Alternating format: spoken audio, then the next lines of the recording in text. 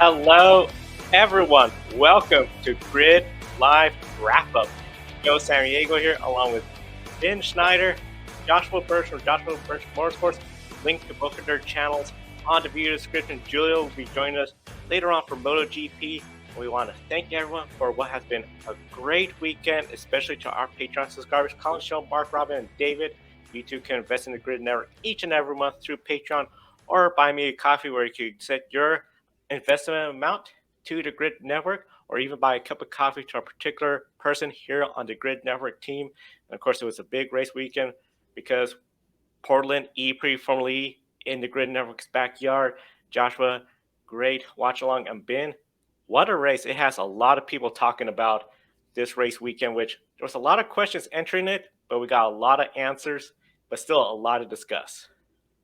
I think a lot of questions might remain as to what the general consensus is going to be about this race. We haven't even had 24 hours to react, so we'll see once the knee-jerk reactions go away what the consensus is about this race. It was a record-breaking Formula E weekend, as you mentioned, Joe, including a record-breaking penalty. More to come on that a little bit later. The first laps were recorded to average over 100 miles per hour. Mitch Evans became the fastest driver ever, one of a few highlights for him this weekend, one of the fastest fields ever, and the race certainly delivered with 403 overtakes, a new record there. And the points lead is still one between first and second. The gap, I should say, is one between first and second. 12 drivers still mathematically eligible from a championship, down from the full field of 22 going into this race weekend. Jake Dennis leads Nick Cassidy by 1 point. Cassidy's closed the gap, of course, after winning a thrilling race. And here's what he had to say to Joe after winning in Portland yesterday.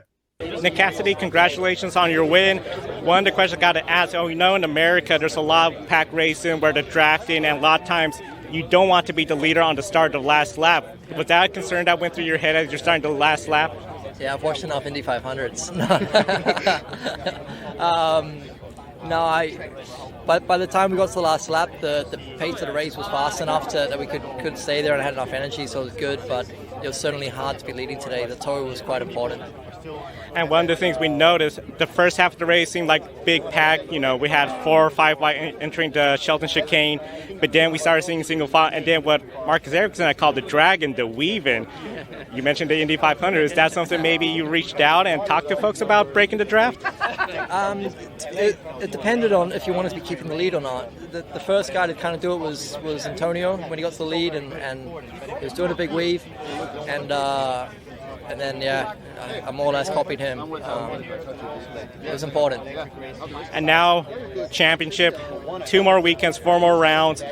Does this make it to where, for you and the team, you change your approach with the last 2 race weekends, or just 1 weekend at a time as you've been all season long? Yeah, just 1 weekend at a time. I just hope that we have a good Rome, and that keeps us in the game. I think that's the main thing. Thank you so much for your time, and have a great weekend. Thank you, man. All right, well, the championship is still so close. So, Josh, I guess we'll go to you first on this one. Can Nick Cassidy bring the fight in Rome and London for the next 2 rounds? I think, based on what we saw yesterday, was a very cool, calm, calculated race as well. Nobody knew what the energy differential was going to be in Portland. We were speculating in the qualifying sessions and in the watch-along as well that you've just seen here on the Grid Network exactly what we're going to see throughout the race. Ed Hunter predicted that they were going to go schedule it for the 28, then whatever happens after, they would try and save energy for the end. And we saw that. They lifted and coasted. It gave us quite a lot of action. Cassidy managed it the best. Cassidy came out on top. It's I think one of his first drives that we've all probably gone, wow, he can actually be a championship contender. He's won 2 early on in this season. This is his third win of the season. And he's got his mojo back. He's been distant the past couple of races as well. That Envision hasn't been a good car at the other circuits. Better here, and really enjoyed it here. And I think now we've got 4 we talked about in the watch-along at the end of the race that could be in contention for the championship, the top 4. So I think that's going to be quite interesting to see. Definitely Cassidy's one of them, but you've got to catch Jake Dennis, and Dennis is on a roll. So yeah, Cassidy is going to be close behind. 1 point. It's easily done. I think he could be on a run. Rome next. That's a track that favours the Porsches on their powertrain. That's Andretti as well. London favours Envision. So it's 50-50 with 4 to go to a track. It's going to be a lot of fun. But it's the mental game now between the top 2, Dennis and Cassidy. Mental games will start coming in. No more friendly rivalries. We're into that end of the season now. That's the thing when it comes to this point in the season now, it's all really business. You got to go out there and really be perfect from that first practice, second practice, be in the front row for each race because now that we're entering the street circuits, it's going to be really important to qualify up towards the front, be up there. You cannot afford a poor qualifying session. One poor qualifying session in the next 4 rounds, it could be game over because you're in that mid pack where we know there's a lot to be independent in these tight street circuits. And if your rivals up towards the front, they could have a cakewalk towards the win, or even if they know you're having trouble, may not be scoring points, they could settle for a podium where second, third, or even fourth place as long as they're gaining points because this championship is so tight. It just amazed me. We came in with Pascal Wehrlein 1 point ahead. We go to qualifying. Jake Dennis takes a points lead. And then here we are now, exiting Portland. Jake Dennis leads Nick Cassidy by 1 point. The top 4 drivers also in it. Quite a lot more drivers are mathematically eligible for the championship still, but it's really coming down to it looks like these 4, maybe a 5th one if John-Eric Vergne was to have some miraculous turnaround. But I know when it comes to DS Penske, they seem to have a little bit more than just championships hopes on their mind.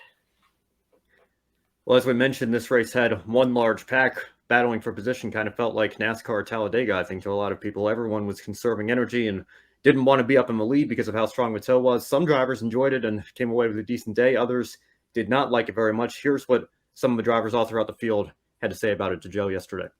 Look, for me, I always say if the fans enjoy watching it, then I have got no problems with it. But if the fans don't, then we need to do something about it. Because for me, fans is the number one priority. We do need to give them a good show. So it's important for the series for us to take in that feedback, and then we'll make it better. Yeah, I think it's going to become a fashion now in Formula E. As a driver, I mean, if it is good for the sport, then fair enough. If people are finding it entertaining, fair enough. But we're not racing out there. It's more of it's a different thing. Maybe it's just a matter of getting used to it and finding the positive things about it. But it just feels like some artificial kind of racing.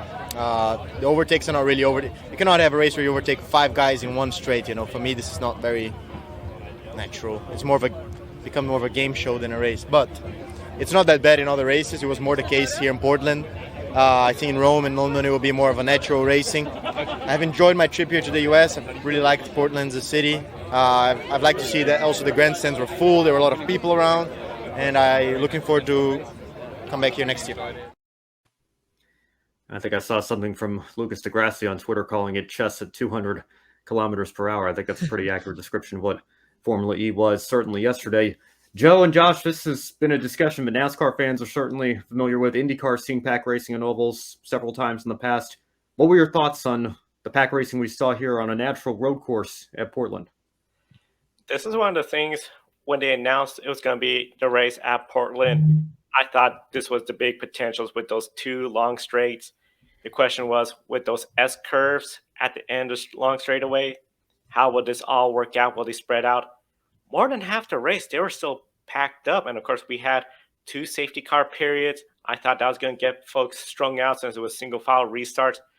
But since everybody was trying to conserve energy, this is the kind of racing that we saw at Portland International Raceway. And I have to say, it is quite a spectacle to see 22 cars all in the pack, 3-4 wide, going hard-nosed racing for position. It was a bit of a chess match, as Lucas deGrassi said. We've heard that before, and especially you're trying to save energy because if you run out of energy, your race is over. And on top of that, you got 3-4 other people around you all trying to do the same thing, letting you go, trying to pass you. This is what we see in Talladega, Daytona when it comes to everyone. You can't really move out of the way. I was very surprised we had such a clean race, but it was very intense. The fans attending, they were truly enjoying it, and this was just a really sight to see. I still just sort of can't believe that on a natural road course we saw this kind of racing, because we know the street circuits, the shorter straights, the 90-degree corners, they're going to break up everyone. Portland International Raceway, it just seemed to just allow them to stay also bunched up, and then once everyone's starting to break the draft, it was go time.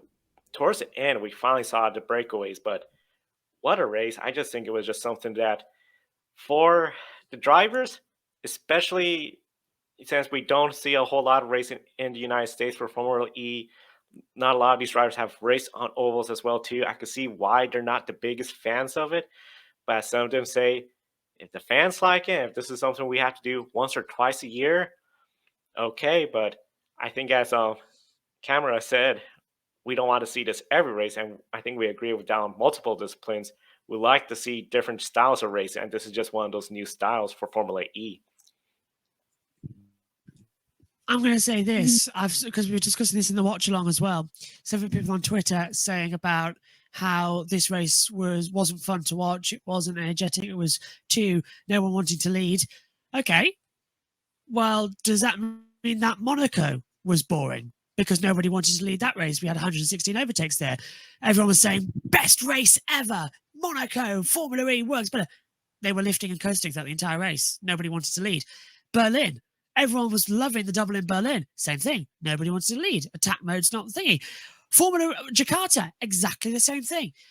It's not the circuit's fault why we had pack racing. This was the best of the pack racing we've had this season. It was a great race. But to me, this is the new generation of cars. Not everyone is up there yet on how to regen all of its energy in the best way to save. The reason we're seeing this pack racing and everybody trying to save energy is because these cars are not designed to go the entire race on one charge. They are designed to come in, have a pit stop, get an extra 20 to 30 kilowatts of energy, and then go out. It's called the attack charge. So these cars are not designed to go lights out to check a flag on one charge. That is a big charge up, like a refueling. So that's why we're seeing the pack racing. I know that. The drivers know that. And practically, if I was in Portland, I'd be telling them, shut up. Stop moaning. You know why there's pack racing this year. You know why this is happening. Stop moaning about it. We would have had a tack charge if the drivers and teams hadn't said, oh, maybe not just yet. Wait until the technology's fine. Next year, we won't have the pack racing because everyone will be going for the attack charge and coming to the pit lane charging up. So my instincts in this, enjoy it. Enjoy the pack racing while we've got it. That was some of the best. It was chess at 200 miles an hour. It was the best race I've commentated on for Formula E, and we've done some great ones because it was changing. But does that mean that all throughout the field, they don't want to be in 6th, 7th, 8th, 9th, and 10th either? Because we were going 5 wide into the back S's. I was like, what? At Portland, we were going side by side. Every opportunity we got. Turn 1, every time, cars 5 wide into 2 wide, up to 3 at the exit. They were going everywhere. It was a brilliant race. Absolutely, hands down, fantastic. We know why we've got this pack racing and why they don't want to lead. We'll have a fix for it next year when the technology is finalized and everyone can make it round. But no, stop moaning about it. It was a great race. Just enjoy it. And I guarantee you, next year, when the pit stops come in, the same people now are moaning about, oh, this wasn't good. This was pack racing. It wasn't good. The same people are going to be moaning, oh, well, we could have had pack racing, but this attack charge got in the way. Why can't the electric cars go all the distance? You're damned if you do and you're damned if you don't. Personally, I'll just tell them to shut up because honestly, it was a fantastic race. I loved it. Joe was trackside. He loved it. The fans in the commentary, we loved it. It was brilliant. So to those few people and the driver saying it, just relax, enjoy the racing because it was fantastic and I absolutely loved it. And I just, it screams to me because I know the reason and I'm standing in the commentary box. So the drivers would know the reason. And it bugs me beyond belief. I've even seen people who work in Formula E saying how bad it was. They know the reason. Just accept it and move on because it was great. And actually, I'd have more races like that because I thought that's like fuel saving. Where else do we see fuel saving as the key? Oh, yeah, Indy 500. Isn't that regarded as one of the greatest spectacles in racing? You can't win. You cannot win. And I'm just on the team of that. It was a fantastic race. One of the things you bring up about the potential future pit stops, well, I think with Portland, whereas the other courses, okay, you could get that degree of separation. We see at Talladega, Daytona, if they have green flag pit stops, they still also accordion back together. So, but the way this racetrack is, I feel Potentially, we will still see some pack racing. It's just going to make, I think, pit road even more challenging to come in because you're coming out that final corner. If you're 2 or 3 wide and somebody slows down to get into pit road, you're going to have what we see at Talladega, Daytona. The 2 or 3 drivers behind didn't get the memo. They collide. It is one of those deals where I feel like if they were to have those pit stops and we have this crazy race, we'll be talking about, is this too dangerous? It's just one of those deals I feel with motorsports. It's, as you said, if we do it, people are going to love it or hate it. If we don't do it, people are going to love it or hate it. It is a spectacle. It's not exactly the true fashion of racing, but for something that's occurring 2 or 3 times, I think it was a great race. And for the fans leaving Portland happy, that's going to be really motivating for, okay, ticket sales next year at this race. All good points there, and certainly something that we're not used to seeing in Formula E. But I think, again, it's going to be interesting to see what the reaction is in the long run. And if we see similar races like this again, of course, Portland will be back on the calendar next year, so we'll see what that shapes out to look like. Now, some big drama before the race was the penalty for DS Penske Autosport. A radio frequency identification RFID scanner was placed at the pit entry. Formula E responded by excluding them from qualifying. Van Dorn and Byrne, that is €25,000 or 27,000 and changed US dollar fine. DS Penske stated that it was just an accident. But Josh, what could they have gained from this equipment? And do you think the punishment sort of fit the offense for the crime here? It does, and it was by no means an accident. It was, I think, John O'Verne kind of incriminated himself by saying that the team put it up there so that they can read the tire pressure data, and that he admitted as well that we shouldn't have had that at all in the pit lane. So they kind of shot themselves in the foot there. But imagine that you have right, this is a great analogy. Imagine you have a room full of people all around you, and every single one of them has their credit card in their back pocket.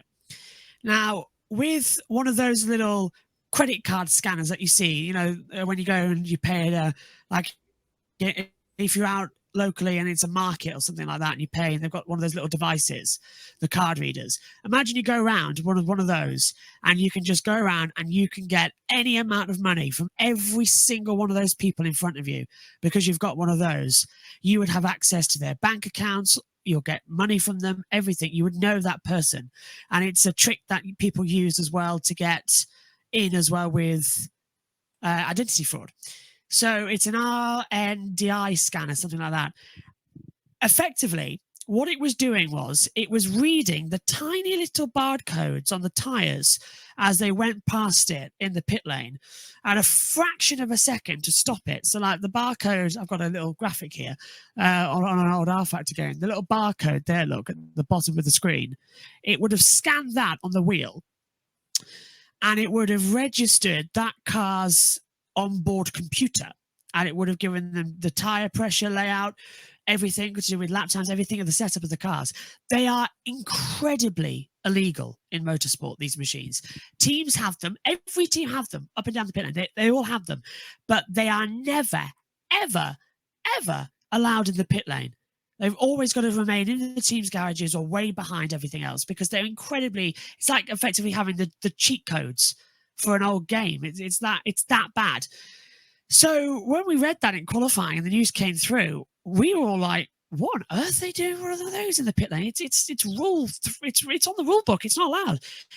And then we read, oh my God, they really were going for that. I was surprised they didn't get thrown out of the event and called up to the World Motorsport Council for cheating.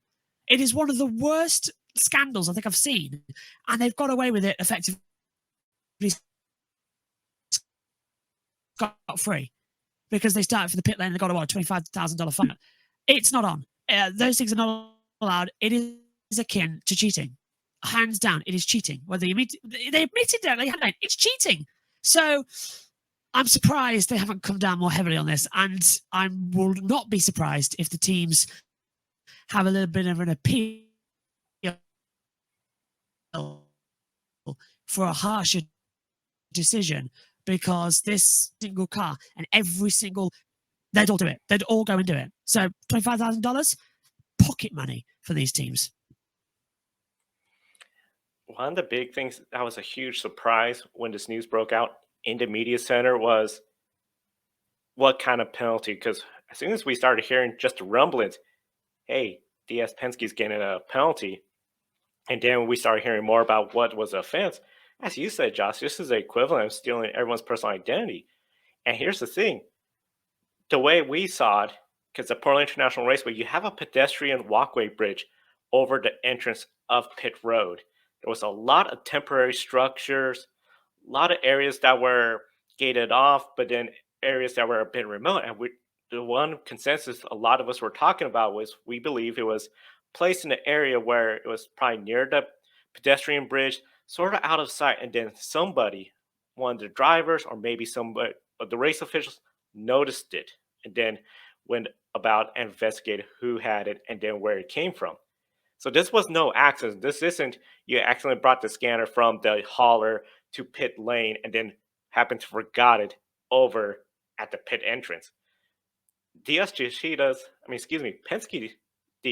Penske's garage in the pit lane was way towards the front, cleared the other end of the pit road entry. So overall, I was really shocked to see this kind of penalty because I do feel it's a little bit on the low side. This is something where, as you said, at 25,000 euros, less than 30,000 American dollars, you could just do this on a big race weekend like London.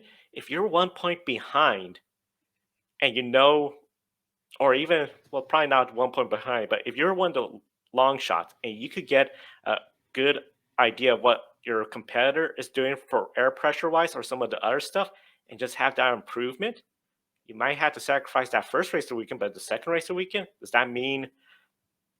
I think this really sets a pretty gray area because I think it should have been okay, this is obviously cheating. You're sitting out of this race, no points at all. It would be tough for the fans that want to see South Van Dorn John and go race, but now if we have this scenario in Rome or London with the championship, is it still just a fine and you start in the back, or sacrifice race one, race two, go out there, win, and gain a lot? This big time is going to, I think, have a lot of future changes and a big gray area ahead. Well, Joe, to follow up on that, you were at PIR this weekend, the third event you've attended there with IndyCar and NASCAR, the third series, I should say. I know you've been a couple of times for both IndyCar and NASCAR. Sold out crowd, as you mentioned, an exciting race for the fans. They will be back next year in 24. Now, Lucas di Grassi's been a part of Formula E since day one, and you got the chance to talk to him about the weekend. I think we have that video right now, so take a look at what di Grassi had to say. This impressed me a lot, that with the crowd was here and the fans and everybody was super excited with the race, and I really look forward to coming back here next season. And I think before maybe it was a bit of a doubt, is Portland's going to be good or not. Now we proved that the racing here was amazing and the crowd was great, so very happy to come back. All right, well, Joe, I want to ask you first and foremost, how was the atmosphere and the event at Portland? I wish I was out there with you just as I was for NASCAR a couple of weeks ago. And then, Josh, to follow up, once Joe's finished with his answer, assuming you're there next year, does this make the Portland E-Prix a must-see race that stands out on the Formula E calendar? We'll go to Joe first. It was way beyond, I think, what I expected and what a lot of fans expected, especially they went to the IndyCar race or the NASCAR race. Portland International Raceway, of course, as we documented, city-run facility, so it doesn't have exactly the kind of luxuries and amenities some of the privately owned racetracks, such as SMI, the NASCAR circuits. Formula E, they brought the full treatment. There was colorful banners all over. They transformed an area which traditionally is the Arc and Menards or the Indy NXT, Indy Pros 2000 garage area into a huge fan village. They had a lot of presentations, including the Portland Fire Department was there. They were the first city to have an electric fire truck there. So that was a big discussion, folks, to see that. And they just went all out when it came to the fan experience. 137 different portable structures right here for VIP suites, all sorts of amenities when it came to food choices, from the local vendors to some of the ones that travel with Formula E, the shops. They just went all out. And then on top of that, something I know we don't see too often, we had the national anthem and we had a military flyover, and it felt like this is major league, like NASCAR, IndyCar, when we have the flyovers from the military jets. That got fans really excited. Overall, the fans, I think, were in a big treat. I think this really sets the bar for NASCAR and IndyCar at Portland International Raceway, because those series, they have their different procedures. I still think they are great events too. But Formula E, that racing, as chaotic, as intense as it was, I didn't feel like, oh, this was too short. It was only, we were done in an hour. I felt like this was just enough action, drama where everyone left happy. The podium celebration at the fan village, huge crowd. We've heard from Antonio Felix Acosta, Lucas de Grassi, pleasantly surprised with the turnout. And I know Josh will talk more about this. I think it does make Portland sort of stand out a bit more for an American stop for Formula E to consider in the future. If I'm not there next year, something's gone severely wrong, because we've got 12 months to plan this. I'm in much better position than we were to plan the other one. So, yes, I will be there next year at Portland. I don't know where I'll do the commentary from, because we can't look at any of the tracks. I think I'll go stand in the paddock somewhere with a microphone and talk there. But I will be there in 2024.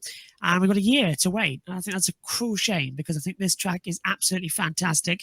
It's provided us with something for Formula E to prove that it can actually work on proper road courses. We hadn't seen it didn't really work. Webbler was okay, but it was adjusted to what they both were. This is the first time we've run on a layout that other series use properly. Monaco doesn't really count. It's a street circuit. But this works. This works. And this generation of car is working. And it's going to continue to grow in the next 3 years before we introduce Gen 4. So I'm looking forward to Portland next year. I'm also looking forward to the remaining of this season. And in total, yes, I will be there next year. Yes, I'm very excited to be there next year. And yes, I think it's done something that New York couldn't do, because New York was in a dock area in Brooklyn. It was hard to get to. It was fun races, but not really packed out for the fans. Here, we've got a beautiful city, a beautiful racetrack, wonderful access for the fans as well, and a wonderful venue to host a FIA World Championship event.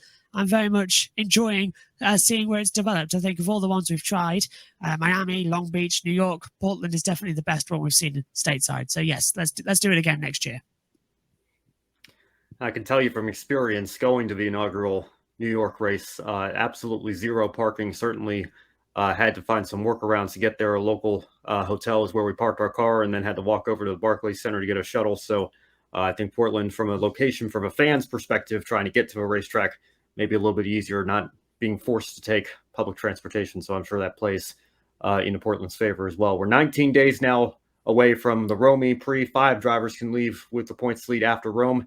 12 mathematically remain in the championship hunt, although, again, realistically, it's probably down to those 5 for the championship unless something catastrophic happens for multiple leaders over the next couple of rounds. But now let's switch over to MotoGP, and Joe, I'll hand it over to you for that. Thank you, Vin. Julia, MotoGP, the Dutch TT, Assen, the cathedral when it comes to motorsports, and especially MotoGP motorcycle racing. And we saw Pecco Bagnaia take the Dutch TT and now has a 35-point lead over Jorge Martin, 36 ahead of Marco Bezzecchi, who finished second and is second in the points, third in the race. Third place in the race, Aleix Espargaro, Brad Binder, and Martin are your top 5, and over 100,000 plus fans in attendance today. Now that Pecco knows he cannot lose the points lead because of one poor race, does this allow the team to be a little bit more aggressive, him to be more aggressive, or would they play a little conservative? Just know, keep getting the points. You finish ahead of most of the riders, you're going to be in a position to get a championship. I think it's really hard for them, to figure out one strategy for the rest of the season, as now we are moving on to the summer break. Because the fact is, we've seen it today. Pecco, when he's able to win, he's just winning, or he's being second. It all depends on his performance of the day, or how, for example, Marco Bezzecchi is performing, because we've mentioned that with Josh yesterday in our streams. We do think that in the end it will be Pecco versus Marco Bezzecchi for the championship. So definitely, I think that what Pecco Bagnaia and the Fabric Ducati cannot let themselves do is to crash out, to have mechanical problems. When, for example, Marco Bezzecchi is going to be on completely no mistakes run, I do think that he has to continue like he's doing it now. So go for the win, go for the best result possible, because right now he's the fastest. And he's the best, definitely. Even though in the last few days he didn't feel as comfortable, and it was definitely used by Marco Bezzecchi, who's also fast and who also can compete for this championship. So this may be between those two, and it's all gonna depend on if they'll be able to make no mistake run, because as we know, a lot depends on the consistency, like it did in 2020, for example, when no one expected Joan Mir to become a world champion, but he did, by being the only rider who was truly consistent through the whole season, and it's gonna be really important. I think Pecco's gonna continue on going for the wins. He's not gonna just hold back, being afraid of the points. I think that saving the points is gonna begin at the end of the season, when the situation will be, for example, clearer a little bit, and that he, for example, has a lead that will be able, he will be comfortable with. So, for example, going on the third spot on the podium will be enough, or like in top 5, but he would have to then be much, much faster than Marco Bezzecchi in upcoming rounds in August and September, which may be really hard. And we still can't outrule Jorge Martin, who is also fast, but this week is what was kind of the damage limitations for him. He lost a lot of points to Marco Bezzecchi now, and it's all gonna depend how he's gonna perform in the next races in August, starting with Silverstone at the beginning of the ending of the summer break. So definitely, Pecco Bagnaia has to continue on winning to gain his advantage on Marco Bezzecchi, but Marco Bezzecchi got on the run, he's in the flow. I think he thinks he's fast, he thinks he's able to catch up first with Jorge Martin. It's only a few points between them, and then with Pecco Bagnaia, and to fight for the championship. So definitely these two are gonna fight really hard, and Ducati just have to go for it, continue like they're doing it now, without thinking about the points or anything like that too much and too early. Now, one of the things when it comes to the points, big day, of course, for Pecco Bagnaia, Brad Binder, KTM, what potentially could have been a podium, not the case. Another penalty, second race in a row, that promoted Alicia Spargo up on the podium. Second race in a row. I know you and Josh talked about it yesterday after the sprint race, the penalty. Did the stewards get this call correct, and is consistency of calling these track limits penalties becoming an issue? Yes, I think so, and I know many people really do not like it, the fact of all these penalties for going a little bit on the green, especially that it happened both times to Brad Binder on the last chicane in Assen, and we can say that this corner has always been a nightmare for track limits, because it's really hard to get a good line, especially in the race, defending yourself or going for a position. So it was definitely, especially yesterday, it was really harsh to get him a penalty. Definitely. And we weren't sure till the end who's gonna get those podium yesterday in the sprint. And it was honestly shocking and unbelievable to see that happen again today in the same place. Same on the last lap, and especially last lap is taken by the stewards very seriously right now. If someone goes over the track limit on the last lap, they get demoted one position. Unfortunately for Brad, he was again third, so he lost the podium. This time not to Fabio Quartararo, but to Aleix Espargaro, as you said.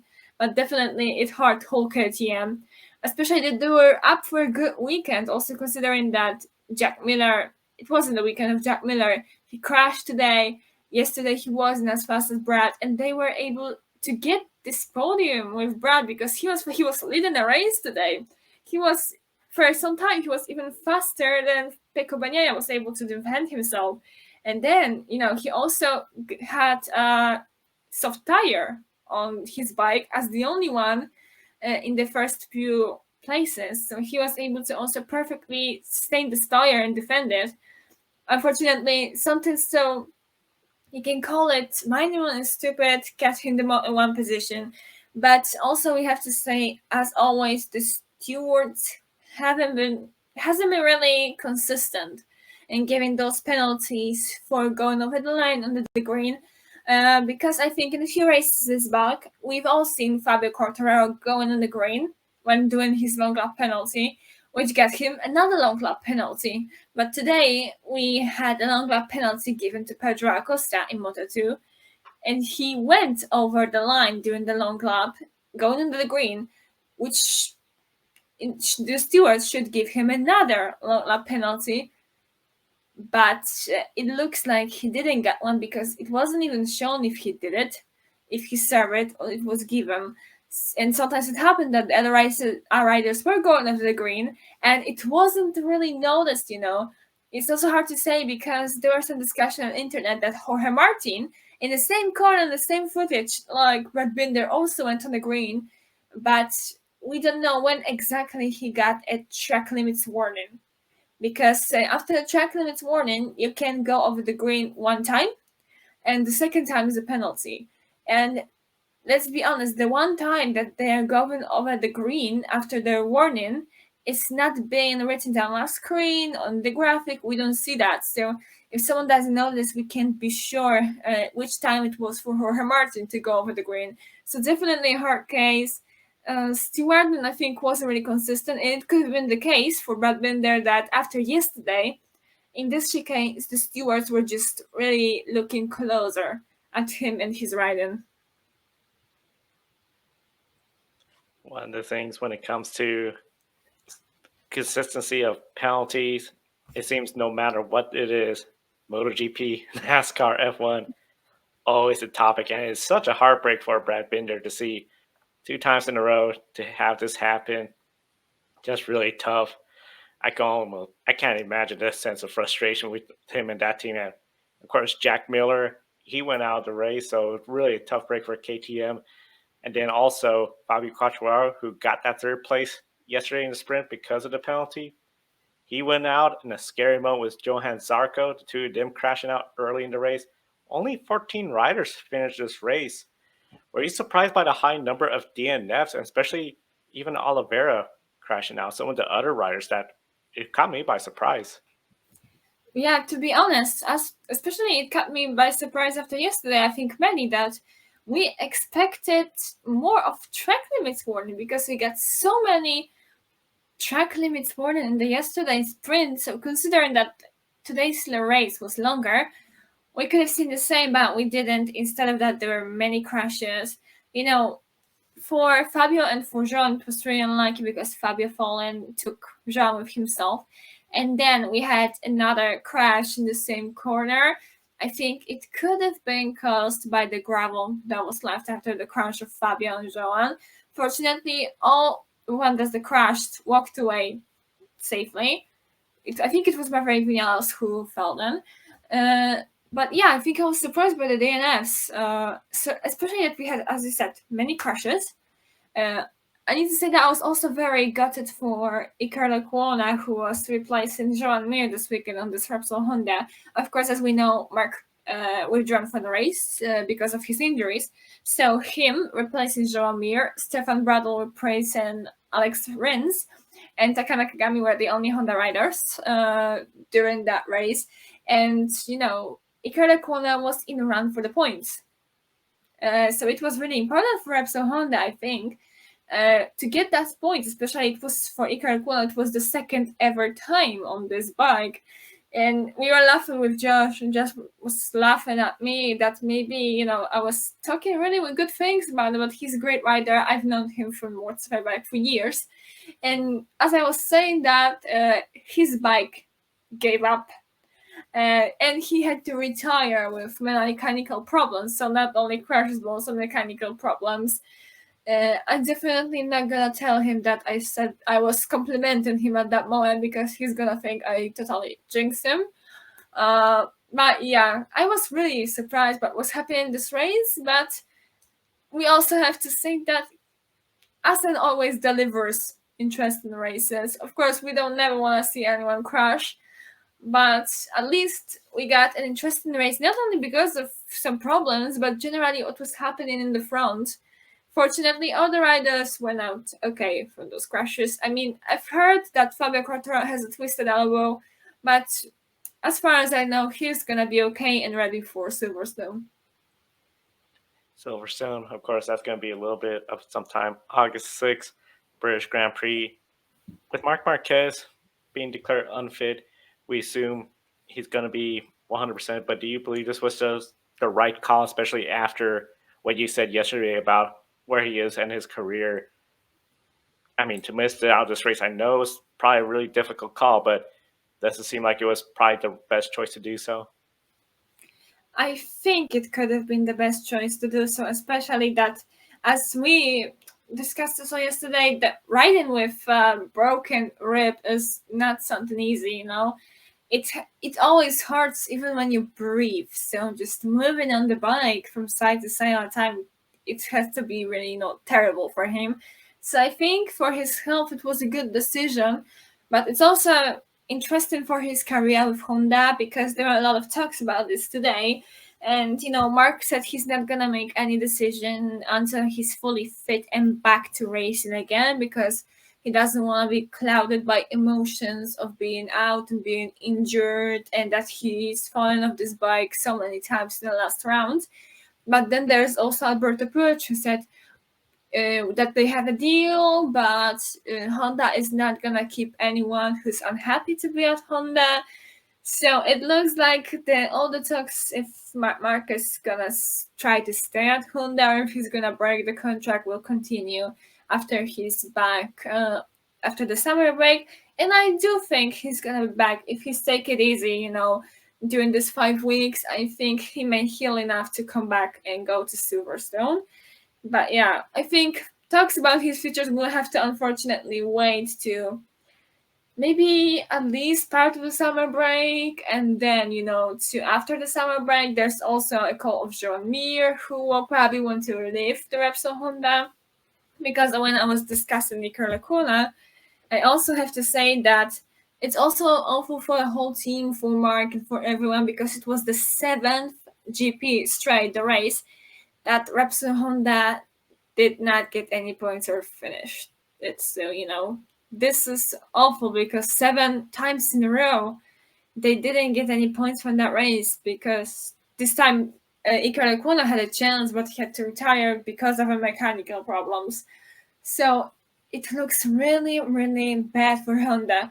As the people were discussing if, for example, Iker Lecuona may be the one who will replace either Marc or Joan Mir, we have to take into account the thing that he loves MotoGP. He would love to be back in MotoGP, but if on this bike, it's really hard to say because now he's in World Superbike, also on Honda, but Honda is doing right now definitely better in World Superbikes than in MotoGP, completely better. So if he's gonna risk that, I think we'll have to wait to see how the contract of Marc and Joan will be solved. And as I was saying, like terrible situation. Glad Marc's pulled out and he's gonna try to heal himself. Same for Alex Rins and Joan Mir, who are also injured and out at home. Taka Nakagami is the only one of contracted Honda riders riding now. Also, it's funny that Iker Lecuona got injured in Misano 3 weeks ago, pretty harshly, and he still came to replace Joan here in Assen. But yeah, definitely, I think it's a good decision for Marc to pull out and heal himself. But what it means for his contract with Honda and his spin with Honda, we have to wait to find out. But it doesn't look good, and this friendship doesn't look as strong as it was before. When it all comes down to it, business, of course, takes precedence over friendship and loyalty. It's going to be really interesting. Of course, we got this break, but then we're going to be back August 6th. And of course, we're looking forward to having you back for MotoGP in the Silverstone British Grand Prix weekend. Now let's go over to World Rally Championship. Well, the Kenya Rally Safari once again saw a Toyota 1-2-3-4 finish with Sebastian Ogier taking the win and Kalle Rovanperä right behind him. Rovanperä is now 38 points ahead of Thierry Neuville in the point standings, and will now start the second half of the WR season here in just a little bit. But Joe, what are the championship prospects for Neuville and Tanak in Ford at this point of the season? I wouldn't say it's that promising. One of the big things, Toyota, they're showing their muscle, they're showing their strength, that they are the team to beat. Thierry Neuville, one win. It was one of those deals where I feel like he sort of a little bit lucked his way into that win, because at times when he has been fast, he has been leading, bad luck occurs, he hasn't gotten that win yet. I really think when it comes to Thierry Neuville, he has to really just step it up and finish the races, but really now get to the point where you got to start getting those podiums. You can't just say fourth place is good enough because there's Kalle Rovanperä. Really, you're racing Kalle Rovanperä now. It's something very tricky when you're in that position, because you always want to approach each race, each stage, one at a time, not thinking about the championship picture. But you really, I think now, got to start thinking about, are we ahead of Rovanperä? Because at the end, if you're ahead of Rovanperä, you're gaining on the points leader. For Tonic, he's much further behind. I think the best thing for him is just to have that approach of one stage, one rally at a time. Don't get in the big picture, because at the end, if he could get those podium finishes wherever Rovanperä finished, it's just going to be the case where you gain some points or you lost some points. But right now, that Ford team, I think the best thing they could do is just keep doing what they've been doing, because the championship, while they're mathematically eligible, it might start to slip out of reach if they get to mistakes and put pressure on themselves, especially since we're just going to start that second half of the season. I think really when it comes to Thierry Neuville, you can start racing Rovanperä, trying to compete against him, focus more on him. But if you're on Tonic, you may just want to continue to approach us. Let's just score points and finish races and climb up the championship as best we can. Well, Rally Estonia will be the next round for 2 consecutive European rounds, then Chile, back to Europe for the season, and then the season finale after that in Japan. Now it's time to close out the show with our one shining moment. Yeah, our one shining moment. Definitely has been a very exciting race weekend, and overall, big thank you to everyone here at the Grid Network. And we'll start off with you, Joshua. What was your one shining moment?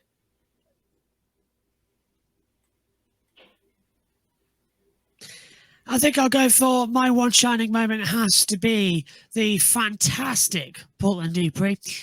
Great race, a lot of action, a lot of confusing moments. I don't think, if you saw the watch along just before we did the wrap-up show, I don't think anybody else got to talk but me for quite a while. So I apologize to Ed and to Adam in the com box as well, and Josh and Naomi, who were down in the pit lane for us, of course, trackside.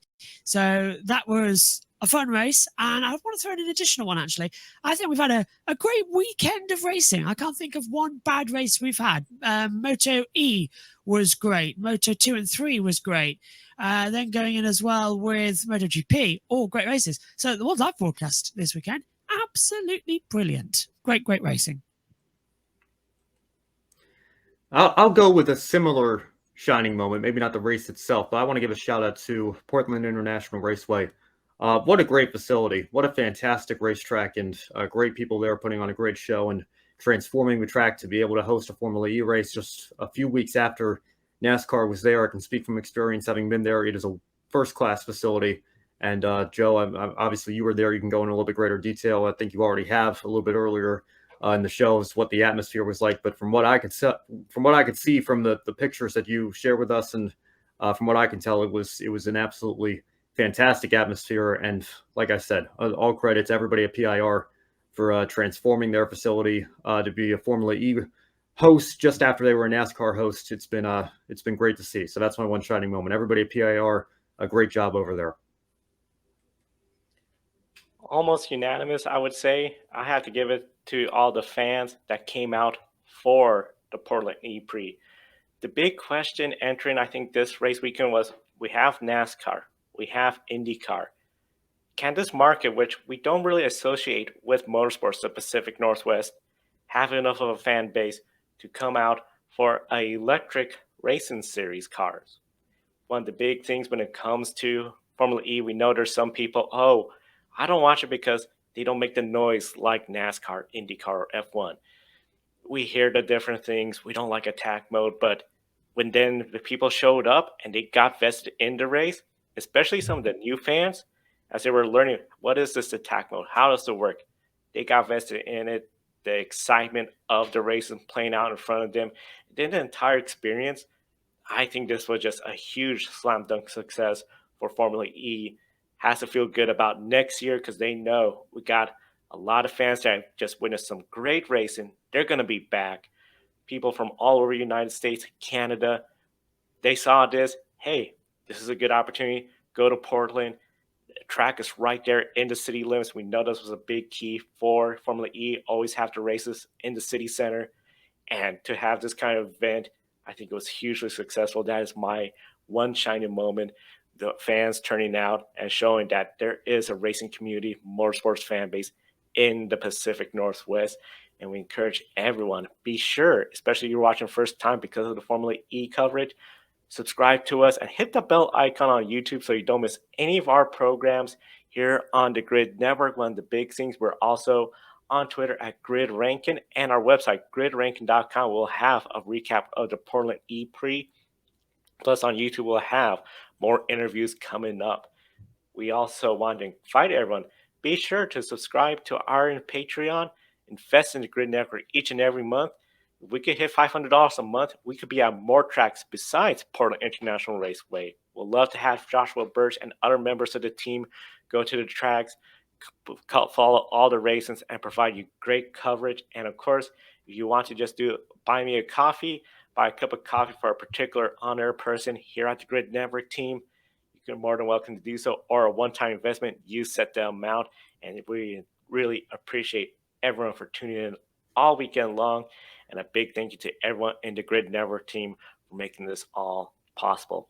For Joshua Birch, Ben Schneider, and Julia from MotoGP, I'm Joe Samaniego. Thank you for watching today's program.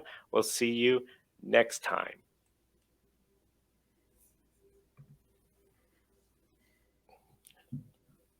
Thank you for watching us right here on YouTube. Be sure to subscribe and check out some of our other videos, including Life on the Grid, where we interview folks from the motorsports industry. Thank you for watching. We'll see you next time.